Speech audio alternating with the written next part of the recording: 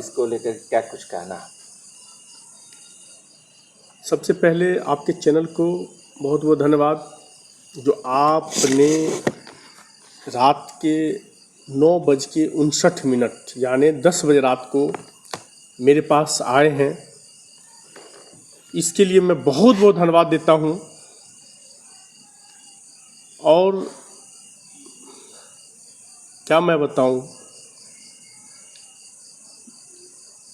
एक साधारण व्यक्ति को चुनाव लड़ने का कोई अधिकार है या नहीं है? आप बताइए।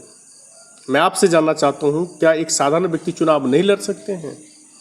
क्या एक ऐसे व्यक्ति जिनको सभी लोगों ने आशीर्वाद देने के लिए तैयार हों, क्षेत्र के जनताओं ने आशीर्वाद देने के लिए तैयार हों, माताओं ने आशीर्वाद देने के लिए तैयार हों, बहनों ने आशीर्वाद देने के लिए तैयार हों, समाज के लोगों ने आशीर्वाद देने के लिए तैयार हों, जिनका लोकप्रियता झलक रहा हो, जिन पे लोग विश्वास कर रहे हो, जो लोगों के लिए संघर्ष कर रहे हो, ऐसे व्यक्ति को चुनाव लड़ने का कोई अधिकार नहीं है। बिल्कुल क्या अधिकार है। गरीब होना एक पाप है, एक अभिश्राप है? क्या कोई ऐसे व्यक्ति अगर ये सोचता है कि मुझे अपने समाज के लिए कुछ करना है तो वो पाप है, उसको चुनाव लड़ने से उसको वंचित किया जा सकता है? क्या ऐसे व्यक्ति जो सपना देखता है कि अगर हम कहीं किसी भी शहर में जाते हैं, वहाँ पे बेहतरीन कोई चीज़ देखते हैं, तो मुझे भी ये सपना होता है कि मैं भी अपने मधुबनी में बनाऊं, कि क्या इसके लिए मैं सोचता हूं कि बेहतर मधुबनी बनाने का मैं कार्य करूंगा, बेहतर मधुबनी में कुछ विकसित कार्य करने के लिए मैं पैदा हुआ हूं, तो वो उन्हें अगर चुनाव से रोका जाता है, क्या ये एक अन्याय नहीं है?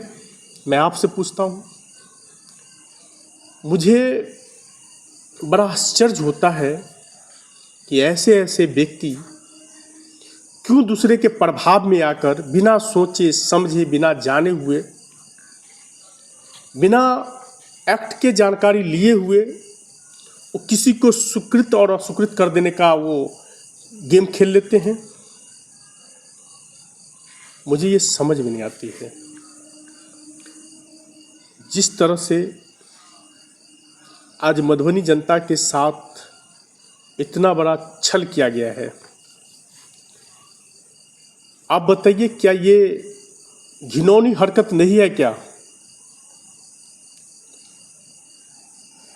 इतने हमारे मधुबनी विधानसभा के भोले भाले जनता, उन्हें किसी को ठगने का अधिकार है क्या?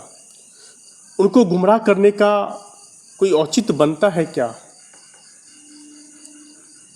बिना जानकारी लिए हुए किसी को कलम चलाने की पावर है क्या? बिना एक्ट की जानकारी लिए हुए किसी को सुकृत और असुकृत करने की पावर है क्या? और ऐसे हमारे रिटर्निंग ऑफिसर साहब ने कर रहे हैं। आज मधुबनी के लिए सपना देखने वाले को, मधुबनी के लिए सोचने वाले व्यक्तियों के लिए जिस तरह से इन्होंने हरकत किया है, ऐसे बिना तथ्य के, बिना किसी कारण के, जिसका लोकलिटी, जिसका आदर्श, जो समाज सेवी हो, जिनको आशीर्वाद देने के लिए हजारों हजार एक आवाज़ पे लोग उमड़ पड़ता है, ऐसे व्यक्ति को रोकने का दुस्साहस जिसने भी किया है, वो कहीं से भी अच्छा नहीं किए हैं, बढ़िया नहीं किए हैं। मैं क्या बताऊं, पावर में जब तक लोग रहता है तो दोष दिखाना तो जानते हैं, लेकिन बाबू कभी न कभी आप भी पावर से हटेंगे तो वही सामाजिक जिंदगी का सहारा लेना पड़ता है। आप भी इंसान हैं, आप भी किसी के भाई हो सकते हैं, किसी के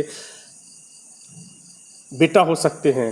उसी तरह से कोई भी क्षेत्र का जनता किसी का भाई हो सकता है, किसी का बेटा हो सकता है, समाज का बेटा हो सकता है। और मेरा एक ही सोच था, बेहतर मधुबनी बनाना, विकसित मधुबनी बनाना, युवाओं के लिए कार्य करना, महिलाओं के लिए कार्य करना। मैंने मधुबनी के लिए लंबा लंबा सपना देखा था। मैं बेहतरीन मधुबनी बनाने के लिए हमेशा आवाज़ को बुलंद करता रहा। मैं जब भी एक बार किसी को याद करता था तो मेरे साथ जनसलाब उमड़ पड़ते थे, उस पर किसी ने दाग लगाने का कार्य किया है तो बिना सोचे समझे, बिना पढ़े हुए, बिना एक्ट का जानकारी लिए हुए किसी के प्रभाव में आकर इस तरह का घिनौना हरकत किए हैं और ये कहीं से भी जायज़ नहीं है। और हम ये कहना चाहेंगे कि आपने जिस तरह का कार्य किए हैं वो बहुत ही घिनौना हरकत है। ये मधुबनी जनता के गालों पे चमाटा है। इस तरह का आपको कभी बिना जानकारी का डिसीजन नहीं लेना चाहिए था। आपको एक्ट को पढ़ना चाहिए था। आपने बहुत गलत किया है। आपको मधुबनी की जनता कभी माफ़ नहीं करेगी और आपके सीनियर ऑफिसर को भी इस पे ध्यान देने की ज़रूरत है। वो भी आपको क्लास लें, ये हम ऊपर वाले से, ऊपर के वरिष्ठ पदाधिकारी से भी हम निवेदन और प्रार्थना करते हैं।